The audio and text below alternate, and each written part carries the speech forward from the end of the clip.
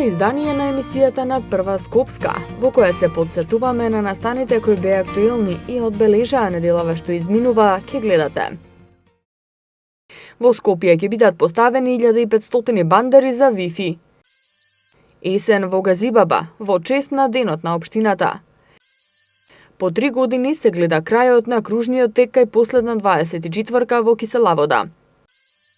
Реконструирани јаслите во градинката Ташко Караджа во Радишани. Од 8 до 18 ноември, фестивал на европски филм Cinedejs.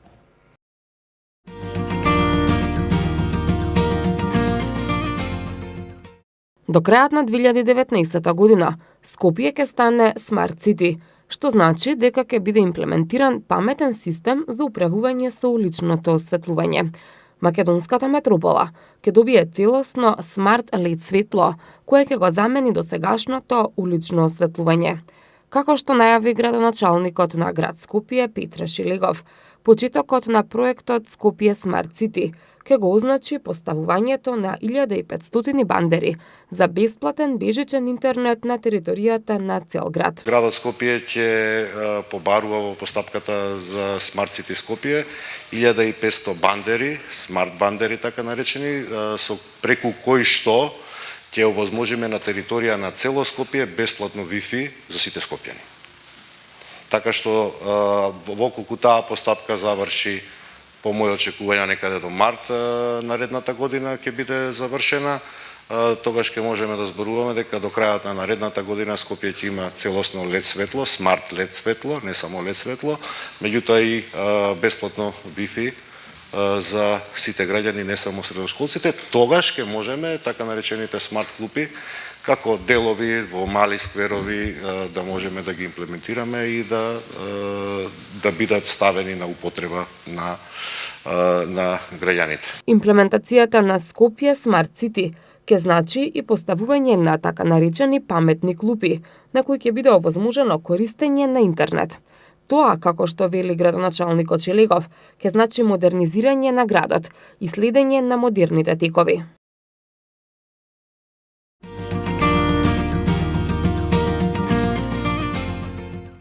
Општина Газибаба како генерален покровител по повод денот на општината 3 ноември во соработка со Сојузот за грижи и воспитување на децата на Македонија и Општинското основно училиште Григор Прличев како домакин денеска ја организираа традиционалната литературна манифестација Есен во Газибаба. Општина Газибаба за учество на оваа манифестација имаше објавено и литературен конкурс на кој се пријавуваа ученици од сите основни училишта. Најдобрите есеи учениците денеска ги прочитаа пред присутните. На настанот пред присутните гости се обрати и градоначалникот Борис Георгиевски. Ние како покровители заедно со основното училиште Григор Прличев и Сојузот за грижа и воспитување на децата на Македонија сакаме да пренесеме порака до сите ученици да го негуваат македонскиот литературен збор, да се инспирираат повеќе, да творат и да развиваат својата мисла. Дел од оваа манифестација се и познати македонски писатели, како и наставници, кои учениците директно ќе учат за пишаниот збор и литературните вредности. Очекувам дека голем број од вас ќе станат наши познати и признаени поети, чии дела ќе се читаат од следните генерации. Пораката од оваа манифестација е да се негува македонскиот литературен збор и да се инспирираат учениците повеќе да творат и да ја развиваат својата мисла.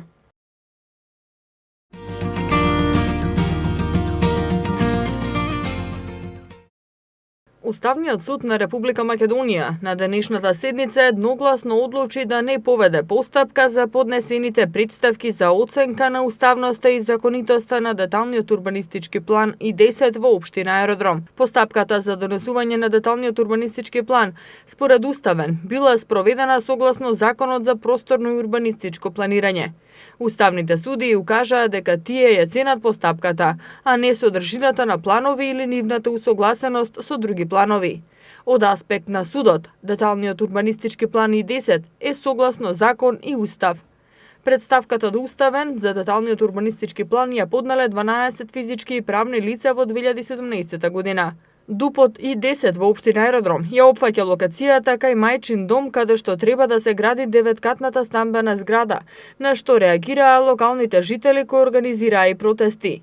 По реакциите на јавноста, општина Аеродром издаде 15-дневна времена забрана за изведување на градижните работи. Од општината претходно соопштија дека ги имаат доставено сите потребни документи и дека понатаму ќе постапува согласно одлуката на судот. Оттаму посочуваа дека општината, како што на неколку наврати најави и градоначалникот Златко Марин, веќе работи на интерна ревизија на деталниот урбанистички план И-10. Во рамките на овој процес, општината ги прегледа и достави до Уставен суд сите потребни документи поврзани со овој случај. Општинската администрација до Советот ќе достави писмен извештај за сработеното, додаваат од општината. Во однос на мораториумот за градење, општина Аеродром останува на ставот дека тој воопшто нема да го реши проблемот, туку само дополнително ќе искомпликува целата состојба. На сметка на ова, општината може да трпи и финансиски штети, што значително ќе се одрази врз работењето и е спротивно на интересите на граѓаните. Мораториумот не му го одзема правото на собственикот да гради, не го оспорува носењето на детален урбанистички план и не влие врз маркицата за градба. На овој начин само се блокираат сите други неспорни градби и тековни работи во општината, се наведува во соопштението од општина Аеродром.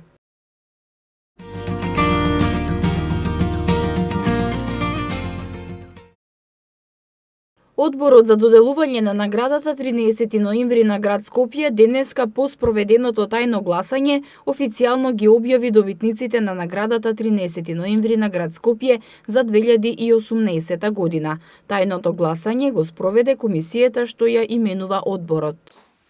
Цаца Николовска Маргарита, професор магистар Фида Аджи. Од областа на спортот Стојановски Андреј.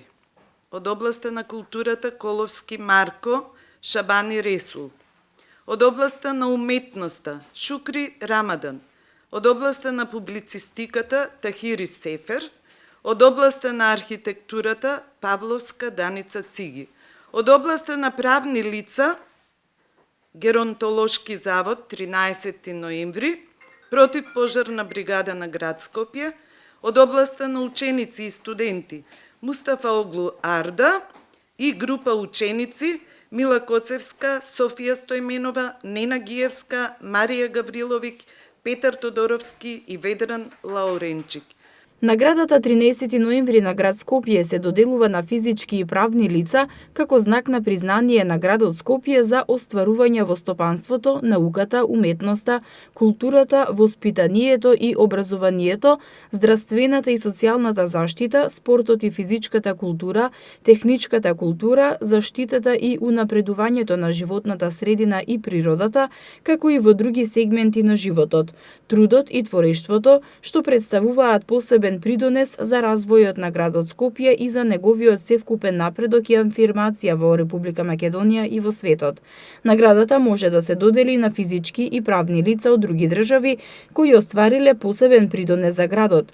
Исто така, наградата се доделува и на ученици и студенти за творечки труд или континуирани успешни постигнувања во наставните и вон наставните активности, што представуваат посебен придонес за напредок и афирмација на градот Скопје.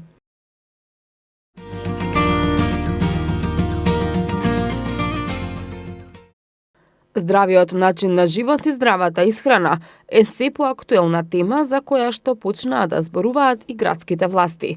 Именно покрај многобројните инфраструктурни проекти кои се во тек и се очекува нивна реализација. Градоначалникот на град Скопје Петре Шилегов повторно го актуализираше проектот Овошје за секој ученик. Именно, откако советничката од опозицијската партија во Советот на град Скопје Светлана Коларич го потсети Шилегов дека овој проект е во неговата предизборна програма, а се уште не е на повидок негова реализација. Шилегов одговори дека приоритет во однос на учениците бил ставен на тоа во какви услови ќе учат, а не што ќе јадат, зашто изминатиот период беа реконструирани и 11 средни училишта. До крајот на мојот мандат, меѓу другото, ќе има средношколци на град Скопје и по едно парче овоше дневно.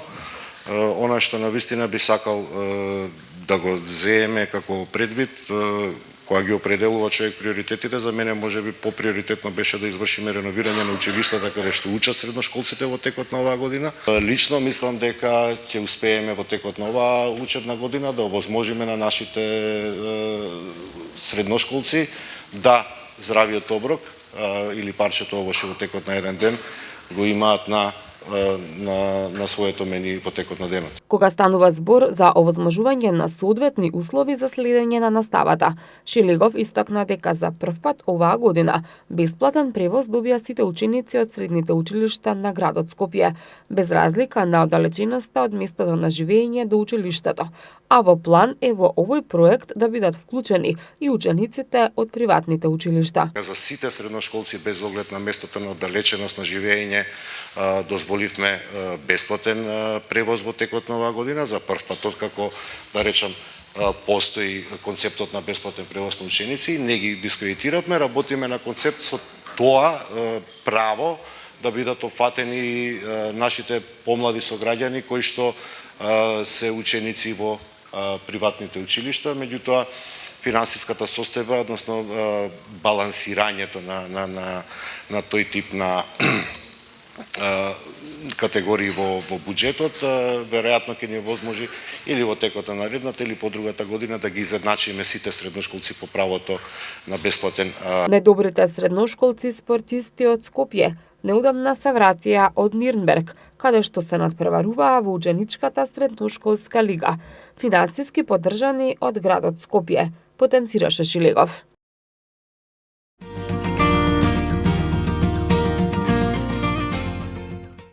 Новиот плоштад Коцка во автокоманда полека го добива завршниот лик. Жителите од ова населено место со изградбата на Коцка добија ново мултифункционално катче наменето за сите генерации. Просторот кој беше празен сега изгледа како отворена сцена која се простира на 2300 квадратни метри. Градоначалникот на општина Газибова денеска беше во посета на Коцка за да направи увид на градежните работи и изјави дека поставено е ново економично смарт осветлување, пристапни рампи за лица со инвалидитет, нова пристапна платформа која ќе го поврзе плоштадот со Домот на култура, а се работеше и на плочникот и скалите. За новиот простор да биде целосно функционален, поставена е нова урбана опрема. Во периодот кој што следува, за просторот да представува една целина, ќе се гради современо детско игралиште и ќе се редува и паркинг просторот, кој ќе биде ограничен само за потребата на станарите и собствениците на дуќаните во околината.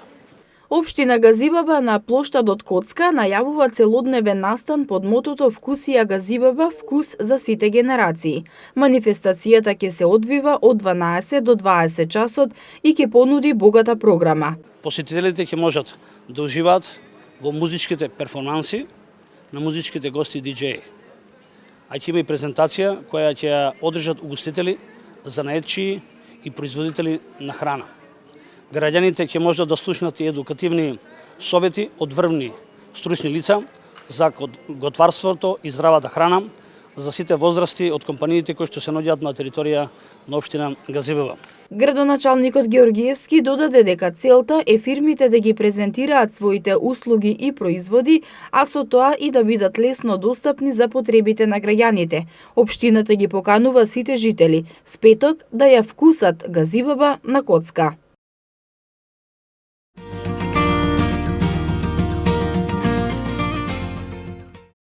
Град Скопје утре ќе го објави вториот повик за субвенционирање за купување печки на пелети. Иако повикот требаше да биде објавен пред почетокот на грејната сезона, тоа не ги обесхрабри граѓаните да се греат на овој енергенс. Грејењето на печки на пелети е во подем, покажуваат податоците. Печката на пелети троши од 10 до 15 килограми пелети дневно, а цената на пелетите во зависност од квалитетот и тежината во малопродажните објекти се движи од 160 динари за 10 килограми до 260 динари за 15 килограми. Од тоа произлегува дека месечните трошоци изнесуваат над 5000 динари или околу 30.000 динари на годишно ниво за загревање на површината од околу 60 метри квадратни. Покрај град Скопје, субвенции за закупување печки на пелети нудат и општините Газибаба и Аеродром. Кога заврши грејната сезона, градоначалникот Шилегов предложи кратење на средствата за субвенционирање печки на пелети, кој најде на остри критики. Овие субвенции за прв пат ги воведе претходниот градоначалник Коце Трајановски.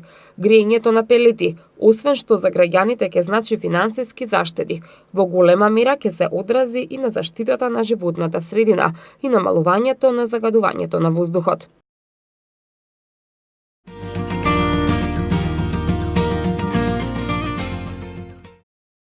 Жичарата на Водно од утре го минува работното време.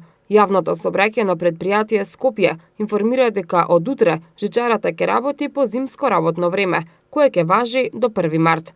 Жичарата ќе работи од 10 до 17 часот. Последното возење нагоре ќе биде од 16 до 16 часот и 30 минути, а последното возење надолу ќе биде во 16 часот и 45 минути. И натаму неработни денови на жичарата ќе бидат понеделник и секој последен вторник во месецот, кога се врши редовен сервис на објектот. Со оглед на променитото работно време на жичарата, од утре ќе има измени и во возниот ред на линијата 25, која сообраќа од транспортен центар до Средноводно. Имено се укинуваат досегашните поаѓања од транспортен центар во 16 часот и 20 минути и 17 часот и 20 минути, односно поаѓањата во 16:40, 17:40 и 18:40 часот од Средноводно.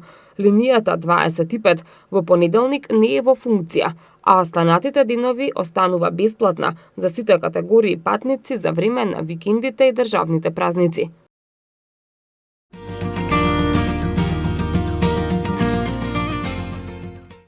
Проектот за проширување на булевар Србија, кој започна пред околу 3 години, се уште чека на конечно финиширање. Реконструкцијата на булеварот, кој треба да ги поврзува општините Аеродром и Киселавода, и понатаму тапка во место. Граѓаните револтирано коментираат дека одолговлекувањето на работните активности им го отежнува нормалното секојдневно функционирање. На ваквите реакции со одговор се јави и градоначалникот на град Скопје Петре Шилегов, кој тврди дека проширувањето на булеварот и изградбата на кружниот тек се работат со задоцнување како резултат на нерешените имотно-правни односи со граѓаните. За мене сериозно неодговорно било да се започне реализација на таков проект без да бидат решени основните, а тоа се имотно-правните односи. Некако на сила се третирала целата работа. И покрај нерешените имотно-правни односи, Шилегов уверува дека многу наскоро овој проект кој е започнат пред 3 години, конечно ќе биде успешно завршен. Успеавме да ги надминеме сите 7 отворени експроприации и да склучиме договори се исплатени. Успеавме технички да ги надминеме сите проблеми. За ваша информација, таму извршивме, бидејќи веќе беше раскопано, целосна реконструкција на водоводната Фи-400 цевка со која што оди кон општина Аеродром и заради таквата целосна промена на таа цевка, очекувам дека повеќе ќе немаме проблеми во водоснабдувањето во високите зони во Аеродром, бидејќи ја обновивме целосно инфраструктурата и во моментов се одвиваат градежните активности на целосно асфалтирање на кружниот тек.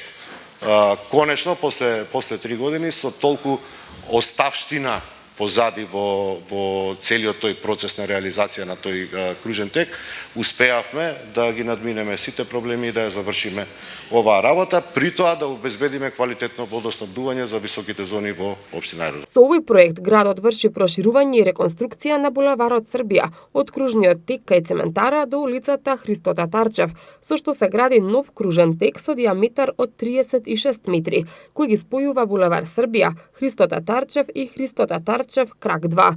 Вкупната должина на реконструираниот дел изнесува 870 метри, со 4 сообраќајни ленти со ширина од 3,5 метри, додека целокупната должина на новиот проширен и реконструиран коловоз со целосна реализација изнесува околу 1400 метри.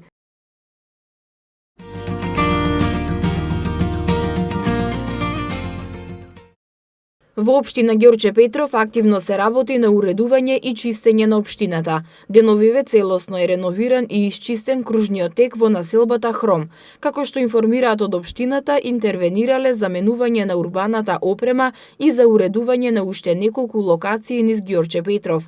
Градоначалникот Александар Наумовски апелира до граѓаните да не ги оштетуваат и да ги чуваат заштитните огради, клупите, корпите за отпадоци, фонтаните и зеленилото што подолго, бидејќи тие се за доброто на граѓаните. Исто така, општина Ѓорче Петров ги потсетува жителите дека од септември веќе е формирана комисија за издавање потврди за обработливо земјоделско земјиште, која излегува на терен и може да одговори на потребите на граѓаните. Општина Ѓорче Петров веќе стартуваше со издавање потврди, а сите граѓани кои имаат потреба од овој документ, потребно е да поднесат барање во секторот урбанизам.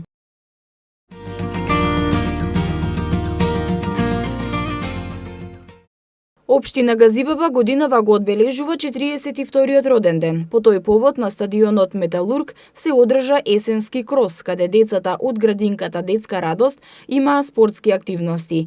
Како што истакна градоначалникот Борис Георгиевски, на овој начин децата ги мотивираат за да бидат на отворено и да играат и да се забавуваат, да бидат среќни, бидејќи само така можат здраво да се развиваат. Децата ги мотивираме да бидат на отворено, да се играат, да се забавуваат, да бидат среќни, затоа што наместо во училишните, односно во занималните, да гледаат телевизија и да бидат пред компјутери, ние ги изнесуваме на отворено да се дружат, да се забавуваат, да спортуваат. Тоа на нив им го должиме, затоа што тоа се наша иднина, а со тоа развиваме здрав дух, здрава животна средина и секогаш сме во природата надвор и си другаруваме. Директорката на градинката Лилјана Крстевска истакна дека оваа манифестација градинката Детска радост редовно ја одржува веќе 10 години наназад и секогаш се обидуваат да ги мотивираат децата да спортуваат. Ние ги мотивираме децата да излезат надвор, а со тоа ги мотивираме и нивните родители, а децата како награда за овој денешен есенски круз ги чека овошје во секоја занимална. Во рамките на одбележувањето на денот на општина Газибаба во општината се одржа и традиционалната крводарителска акција. Оваа година скапоцената течност ја даруваше и градоначалникот Георгиевски, кој рече дека тој е редовен крводарител, а сега дарува по 31 пат. Георгиевски додаде дека ова го прави секогаш кога има можност.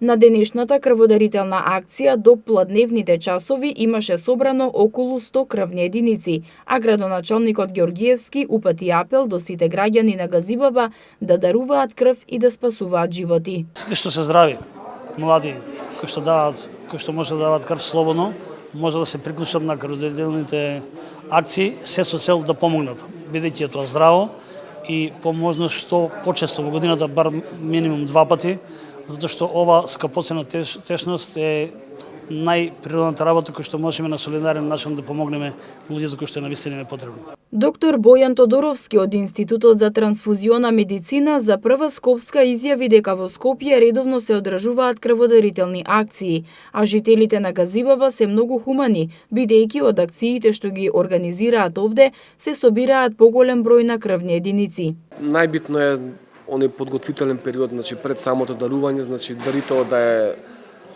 добро одморен, добро одспиен, да има испиено поголема количина на течности, да нема некој поголем физички напор денот пред тоа и неколку часа пред самото дарување, да е во една така добра здравствена состојба, позитивно нас. Со дарување на скапоцената течност може да се спасат многу животи, па затоа дарувајте крв и спасете живот.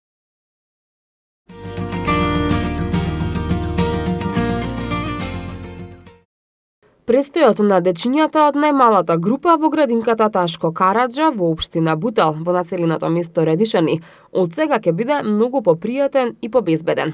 Имено општина Бутал изминатиот период работеше на реконструкција на делот за јасли, при што беше комплетно реконструирана бетонската плоча. Станува збор за постар проблем поради кој се појавило тонење на плочата. Со реконструкцијата, заменета е целата плоча на површина од 800 метри квадратни, со што престојот на децата и вработените станал значително побезбеден. Покрај тоа, комплетно е сменет и мебелот, со што дечињата добија нови креветчиња, тоалети и ПВЦ прозори. Денес, после 25 години од отварање на оваа градинка, се отвара комплетно реновираниот дел на стариот објект Ташко Караджа, делот е во јаслениот дел, каде што се згрижуваат 100 дечиња од најраната возраст од 9 месеци до 2,5 годишна возраст. Причината за ваквото темелно реновирање на овој дел од градинката е поради тонењето на основната плоча, која што беше во третата занимална и пред 5 години санитарната инспекција и Министерството за труд и социјална политика го затвори тој дел на градинката, бидејќи беше небезбеден. Со помош и финансирана од страна на општина Бутел и на големо разбирање на градоначалникот на општина Бутел, не се реновираше само тој дел каде што тонеше плочата. Идејата од градоначалникот беше да се реновира комплетно целиот овој дел и да се создадат поубави услови за дечињата кои што ќе престојуваат понатаму.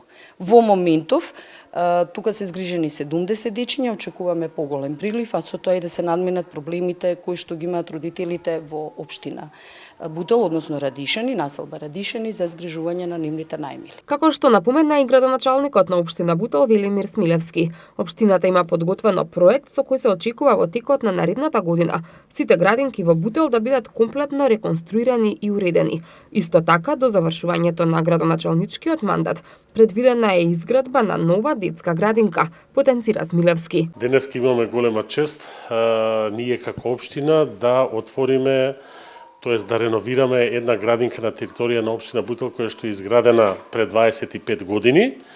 Инвестицијата е на општина Бутел, идејата е на градинката Бутел. Со тоа инвестиравме 1.600.000 денари за да може јаслите во населбата Бутел да изгледаат прекрасно, како што и ќе имате можност да ги видите. Со тоа се надевам дека представува еден основен мотив на нас како општина да ги дореновираме и останатите градинки, кои што мислам 2019 ќе биде година каде што сите деца во општина Бутел ќе идат во убави средени градинки. Пелените, влажните марамчиња и детската козметика за сите деца во градинката се донација од Алкалоид Скопје. Позитивен пример кој општинарите очекуваат дека ќе го следат и останатите компании.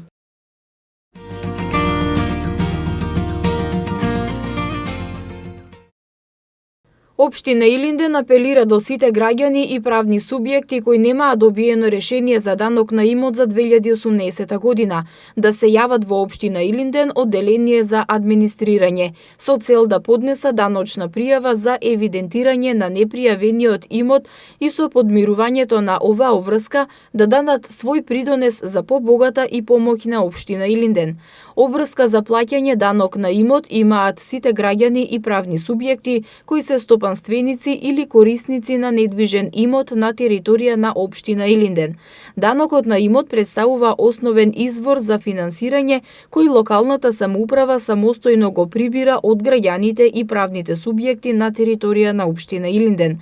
Со исполнувањето на законската обврска за плаќање на данокот на имот, граѓаните придонесуваат за реализирање на буџетот и реализирање на планираните проектни активности за подобрување на условите за живот во општината, како изградба и реконструкција на улици, патишта и мостови, подобрување на уличното осветлување, заштита на животната средина и природата, изградба и одржување на улична сообраќајна сигнализација, организирање на културни манифестации, развој на спортот и рекреативните активности, организирање на спортски приредби и манифестации, социјална заштита и заштита на децата, детски градинки и домови за стари, образование и здравствена заштита. Со исполнувањето на обврската за редовно подмирување на даночните обврски, граѓаните директно учествуваат во реализацијата на проектите со кои се подобрува квалитетот на животот во општината.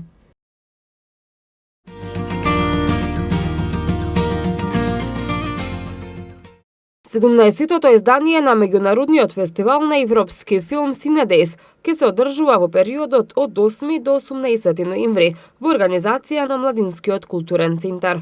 Филмовите кои ќе се прикажуваат ќе бидат поделени во неколку програмски целини: официјална селекција, Сине Балкан, гала програма, музички документарци, МК во ЕУ програма, ретроспектива на Милош Форман, Eye on Films, МК кратки филмови, студентска програма, детска програма, спешал скринингс и богата придружна програма од работилници, како и богата музичка селекција од концерти во специјалната програма на фестивалот Cinedejs. Во рамки на гала програмата ќе се прикажат 21 филм од врвни режисерски имиња и наградувани на фестивалите во Кан, Сан Себастијан, Венеција, Берлин и Роттердам.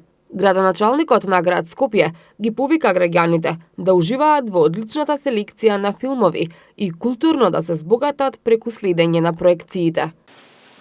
Веројатно, како резултат на сериозен број на девијации што ни се имаат јавено во изминативе години. Што се па резултат, веројатно, на погрешни вредности. Или луѓе со погрешни вредности на погрешно место. Имаме една сериозна девијација да богатството во животот го гледаме исклучиво од материјален аспект. Збогати се преку ноќ, ќе се збогати ако гледаш добар филм. На една ноќна представа можете утретен да се разбудите побогат како човек. Богатството не е секогаш, така речи никогаш не е во материјална смисла и тоа е всушност и белегот на фестивалот.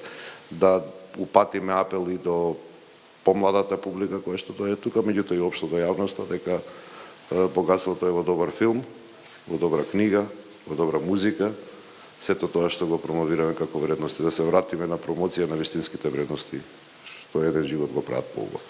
На Cinedejs специјално допатува и филмот The Favorite на Јоргос Лантимос, филм чија што премиера се случи на овогодинешното издание на Венецискиот фестивал, а ќе почне да се прикажува во кината дури следната година. На фестивалот ќе се одржи и долго очекуваната македонска премиера на филмот Хеј на македонскиот режисер Васил Христов. Покрај останатата програма во рамки на Cinedejs ќе бидат организирани и индустријски работилници, во чија тематика ќе бидат разработени проблемите кои македонските филмови ги имаат при дистрибуција на филмовите. Во однос на уште еден новитет на Cinedejs годинава, тоа е прв пат се организира индустријски денови, да речеме така, ги наречеме Сине индустри филмски маркет, кој што ќе бидат дводневен настан и посветен е на дистрибуцијата на филмови, еден сегмент кој што жешка тема е ова секаде во светот, особено како технологијата го менува овој сегмент од филмската индустрија, на кој што ќе бидат поканети селс агенти, продажни агенти, дистрибутери од целиот регион, поканети се представници на VOD платформи. Ова е, како што реков, дводневен, поделено е на панел дискусија и питчинг сесии, како и состаноци 1 на 1, за да се продискутира повеќе за можностите како филмовите да излезат надвор од границите на нашата. Жири комисијата во официјалната селекција ја сочинуваат Верица Недеска актерка, Бригита Матнеј финансиски консултант од германскиот фонд Бреденбург Медиа Борд и професорката по филм и теоретичарка Александра Накиелски.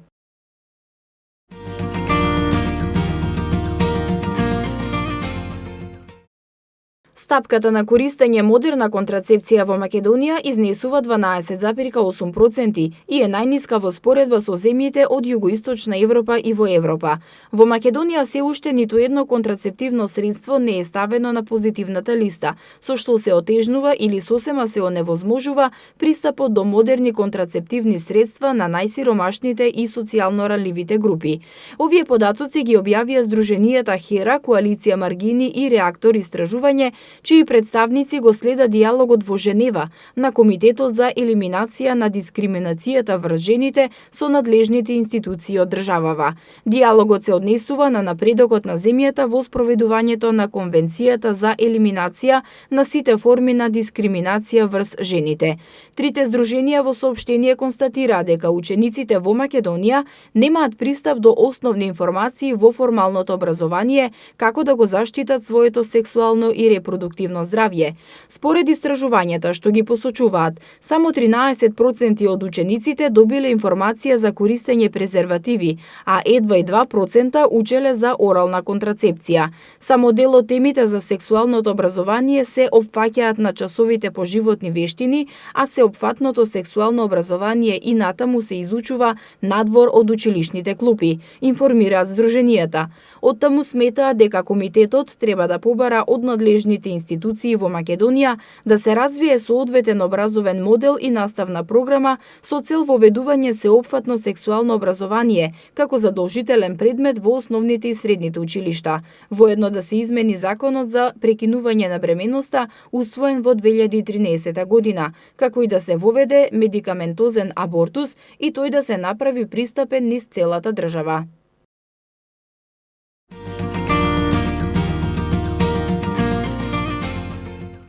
Пропуштањето на возилата со право на првенство на минување кога со посебни уреди даваат светлосни и звучни знаци е законска, етичка и хумана обврска на секој учесник во сообраќајот, порачаа денеска од Републичкиот совет за безбедност на сообраќајот на патиштата.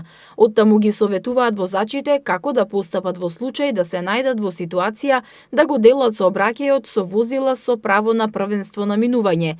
Им укажуваат да го лоцираат возилото, да ја анализираат состојбата, да реагираат, да го гледаат возачот и да внимаваат на неговите сигнали. Не треба, како што потенцираат, да кочат нагло, да прават изненадувачки маневрирања и да прават нов проблем. Доколку се наоѓате на отворен пат без многу сообраќај, дозволете му на возилото со право на првенство на минување полесно да ве заобиколи, така што ќе ја намалите брзината и максимално ќе се поместите во десно. Доколку сообраќајот е густ, обидете се да најдете место да застанете на страна. Меѓутоа, во градските гужви ситуацијата е неспоредливо покомплицирана. Не постои универзален совет. Морате да изреагирате во согласност со околностите, советуваат од Републичкиот совет за безбедност на сообраќајот на патиштата. Тие укажуваат дека при обидот да се пропушти возилото со првенство на минување може да се предизвика сообраќајка и затоа, како што велат, се што ќе се презема треба да биде апсолутно безбедно, па дури и ако тоа значи моментално успорување на возилото со право на првенство на минување. Тоа беше се за оваа емисија, а вие следете ги понатаму хрониките на Прва Скопска.